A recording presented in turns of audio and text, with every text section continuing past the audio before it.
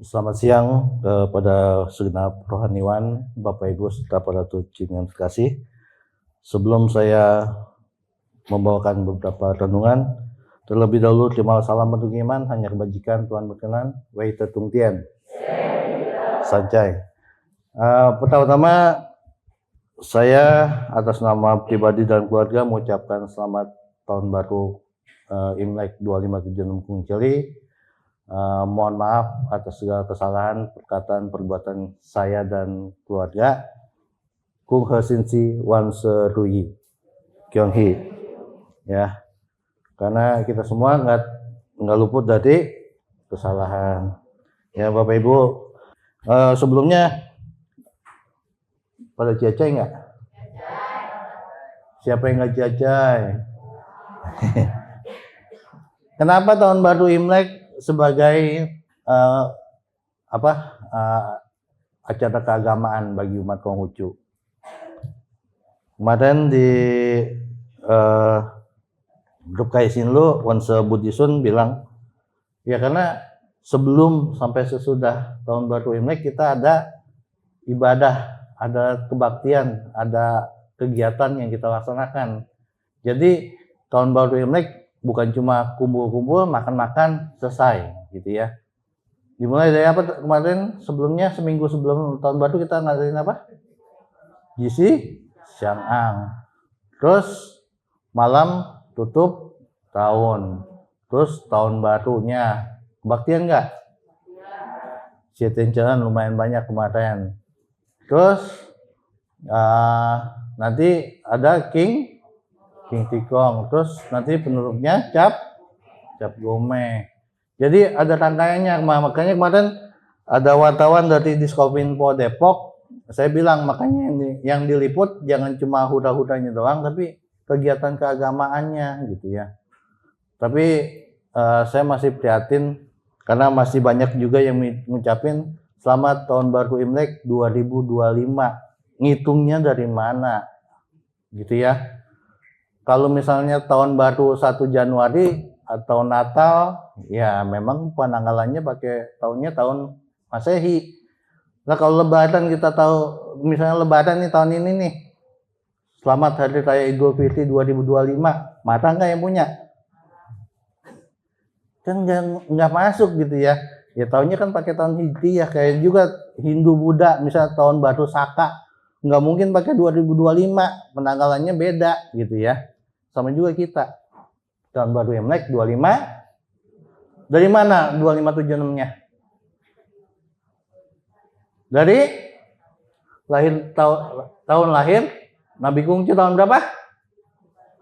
551 sebelum Masehi ditambah tahun Masehi yang sekarang 2025, jadinya 2576. Udah pada pinter tuh ya.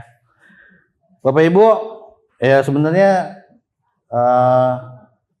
untuk yang tahu hari ini nih, kemarin nggak diwatain, makanya saya pikir jangan-jangan nggak ada nih. Ini kan kata Wan Sabdi, Wan Rohaniwan mesti siap ya, saya siapin gitu ya.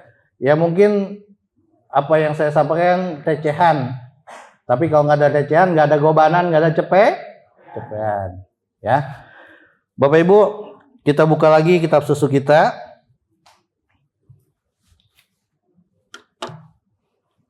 Mengce 4a pasal yang 5.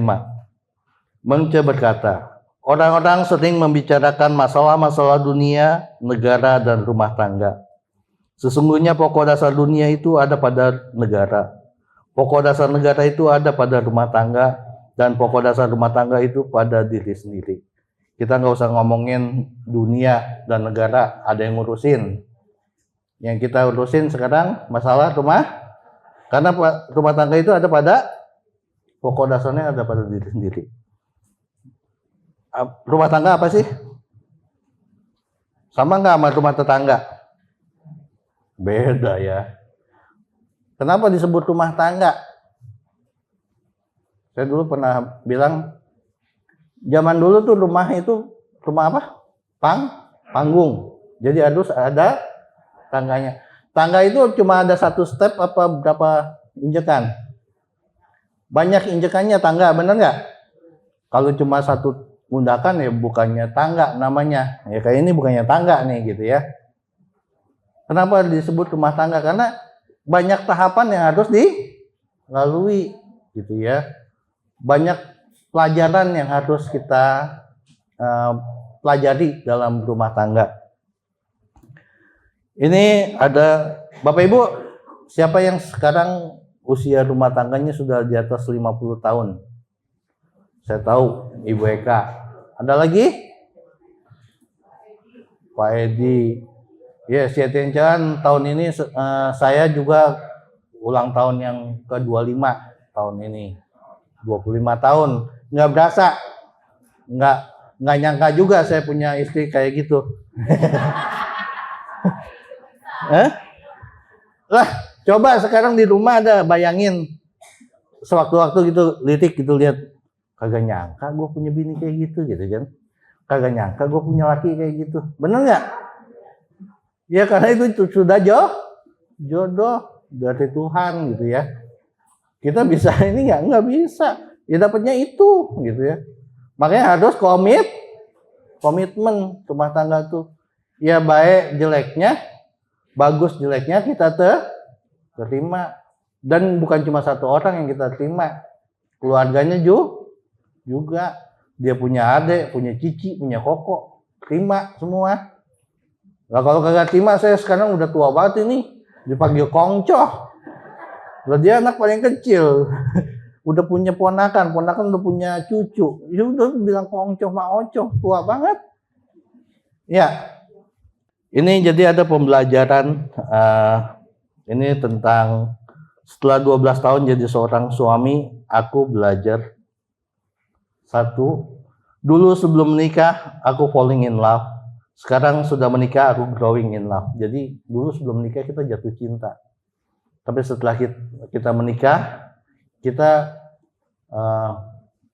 berkembang karena cinta gitu ya. Kalau dulu lagi pacaran, yang manis-manisnya itu yang dikeluarin, bener nggak? Iya. Ya itu tuh yang sering dibahas katanya, kalau kesandung, kepaduk, batu diinihin. Kalau sekarang udah nikah, matanya yang disalahin, matanya taruh mana gitu. Benar? Nah jangan kayak gitu ya. Samain kayak pacaran, batunya yang disalahin, jangan orang yang disalahin. Ya, makanya saya bilang jangan cuma manisnya doang dikeluarin kalau lagi pacaran, pahit-pahitnya keluarin. Jadi pas sudah nikah tahu busuknya kayak gimana gitu ya, istilah kasarnya gitu ya. Jadi sifat aslinya ketahuan. Jadi setelah menikah tuh baru tahu, oh pas sudah nikah tuh kayak gitu orangnya. Makanya keluarin pas lagi pacaran, jangan cuma yang manis doang dikeluarin. Kemudian kalau mau berharap istrinya berubah, suami harus berubah dulu. Karena biar gimana pun suami itu pemimpin dalam keluarga. Jadi ini tugas bapak-bapak nih. Jadi contoh bagi istri dan anak-anak. Kalau misalnya ya itu yang sering dibahas. Kalau misalnya mau kelihatan anaknya, istrinya rajin sembahyang ya contohinlah rajin sembahyang. Rajin kebaktian ya contohinlah rajin kebaktian gitu ya. Ya mudah-mudahan itu menular buat keluarga kita. Kemudian nggak ada istilah suami takut istri kata Ipman. Yang ada itu suami hormati istri. Siapa yang di sini anggota SOSIS? Suami sian istri? Saya sih termasuk sih sebenarnya. Nggak ngaku aja gitu. Kalau kurang uang belanja bukan main. Bener nggak? Iya, transferan kurang, nambah. Coba kalau kita mau. Oh, ada yang nyaut. Ada yang nyaut. Curhat nih. Kayak ke Mama Dede, curhat dong. Ya. Iya, kalau kita mau pulang capek, nggak masak, soalnya cari sendiri. Mau nggak mau tuh nyari sendiri. Kalau kagak lapar, gitu ya. Oke. Kemudian ini juga saya bahannya baru dapat tadi pas mau berangkat. Ya saya ada beberapa ini, pokoknya kalau ada tulisan bagus saya simpan gitu ya. Jadi sewaktu-waktu kayak gini mendadak, mudah-mudahan bisa jadi bahan renungan buat kita. Istri memang serba bisa ini itu urus rumah tangga, tapi istri butuh suami yang berani ambil keputusan. Oh, saya juga begitu. Istri saya masak, nyuci bisa, tapi saya yang harus ngambil keputusan. Saya sering ajak istri saya, "Mah, tanda tangan." "Kenapa?" "Minjem perumahan." "Oh." Kalau kagak tanda tangan istri kagak bisa, Bu. Siapa yang mau tanda ini? Karena harus tanda tangan suami dan istri. Nah, tapi kita harus berani ambil keputusan. Kalau kagak nggak tanda tangan, nggak punya. Makanya saya mah semuanya juga cicilan. Punya rumah yang nyicil, punya rumah nyicil, punya kendaraan nyicil, sampai istri saya nyicil, Bu. Lah iya, nggak percaya, tanya loh. Nyicil saya, dapetin dia juga. Padahal segede gitu cuman nyicil, apalagi yang gede. Ya. Suami siaga bukan hanya secara fisik, tapi juga siaga emosional. Jadi ya namanya dalam rumah tangga pasti ada konflik-konflik kecil gitu ya Bapak Ibu ya. Nah, tapi suami itu harus bisa jaga emosi. Ya. Ya kan kalau istri berapa ribu kata katanya hari? 20.000 kata apa ya? Kalau laki itu cuma setengahnya. Makanya kalau lagi istri lagi ngomel, biarinin aja. Dia lagi kejar target. Belum sampai 20.000. Jadi jangannya biarinin aja. Kalau ntar kalau udah habis 20.000 udah dah berhenti sendiri, capek. Gitu ya. Mending tapi kalau kayak gitu mah kadang-kadang kagak, lebihin target. Ya lebih dari 20.000. Katanya tanggung gocap seperti gitu ya. Ya. Jadi kalau misalnya ya lagi ada konflik ya, kalau yang satu ngomong ya yang satu diem gitu. Jangan yang satu ngomong, yang satu lagi ngomong, kagak udah gitu ya. Kemudian Bapak Ibu tahu SNI, Standar Nasional Indonesia, tapi SNI di sini sudah nanya istri gitu. Jadi kalau misalnya mau beli apa-apa nanya dulu ke istri, boleh nggak beli ini gitu. Saya aja diomelin mulu, online mulu kayak gitu ya. Jadi nanya dulu. Kalau udah ada SNI-nya, udah nanya istri, udah dapat approve baru. Kemudian 7 tahun masa pernikahan itu adalah kunci. Banyak penyesuaian dan gesekan di masa-masa itu. 7 tahun berikutnya adalah new season yang berbeda level kedewasaannya. Jadi katanya 7 tahun pertama tuh kita diuji tuh sebagai pasangan suami istri. Ya kayak anak kecil katanya kalau misalnya sering panas ya udah 7 tahun mah kagak, tapi tetap aja anak saya mah di atas 7 tahun masih step. Ya, 7 tahun katanya. Itu kita mempelajari rumah tangga. Karena apa Bapak Ibu? Menikah sekali untuk kayak KTP zaman sekarang masa berlakunya seumur hidup. Ntar Bapak Ibu lihat di akte nikahnya ada expired date-nya nggak? Ada nggak? Ada nggak?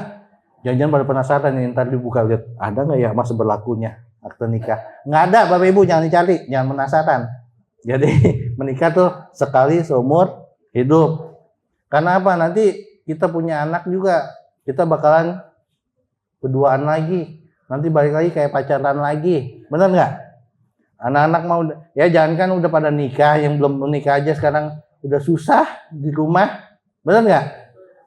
Iya, punya kegiatan masing-masing. Jadi ya disayang-sayang pasangannya, ya jangan sampai pindah ke pagar tetangga gitu. Jadi rumah tetangga, ya rumah tangganya berubah. Kemudian seni memahami istri adalah soft skill atau kemampuan berharga yang harus dikuasai seorang pria. Simpati dan empati adalah dua senjata utama, ya. Simpati dan empati. Simpati apa?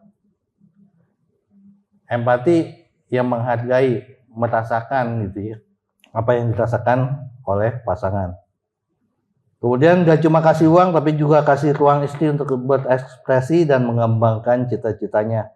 Waduh, kalau ini nih repot nih. Saya kalau kasih repot. Istri saya kan suka di luar tuh. Kalau nggak dikasih, saya yang dihujat. Katanya bininya mau berkembang, susah, nggak bisa dikasih izin. Ya, kasih ruang Bapak Ibu istrinya, suaminya. Untuk hal yang baik ya, kayak misalnya di Perkin ada kegiatan, kasih gitu ya. Jangan cuma kasih izin doang, ya kasih ongkosnya sekalian gitu ya. Kemudian gak ada suami beruntung atau istri beruntung karena saling mendapati. Yang ada dua-duanya beruntung karena bisa saling melengkapi. Jadi tujuan pernikahan adalah saling melengkapi. Di Lici apa ininya? Mereka bukan lagi dua, tapi jadi satu. Satu apa? Satu tubuh, sama rendah, sama apa? Sama tinggi, sama rendah. Jadi saling melengkapi.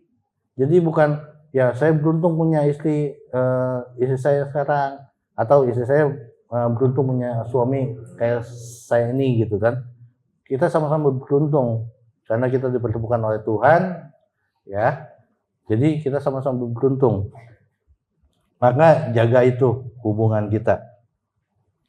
Kemudian istri yang takut akan Tuhan adalah berkat suami yang paling utama, ya. Jadi istri kita takut akan Tuhan, ya itu ada peran suami. Ya suami yang takut akan Tuhan, ya itu ada peran istri juga.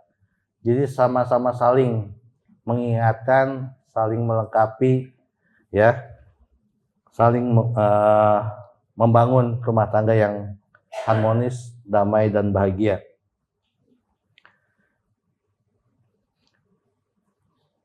Kemudian Bapak Ibu, saya ada sedikit renungan.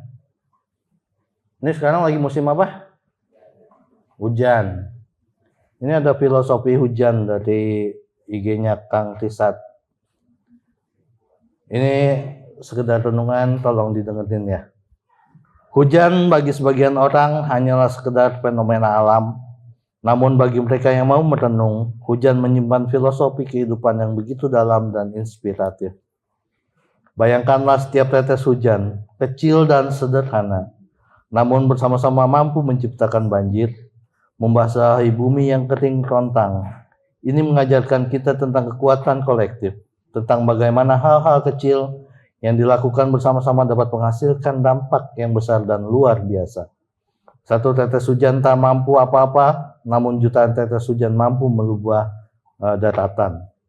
Begitu pula dengan kita, individu-individu kecil yang jika bersatu, mampu menciptakan perubahan besar di dunia.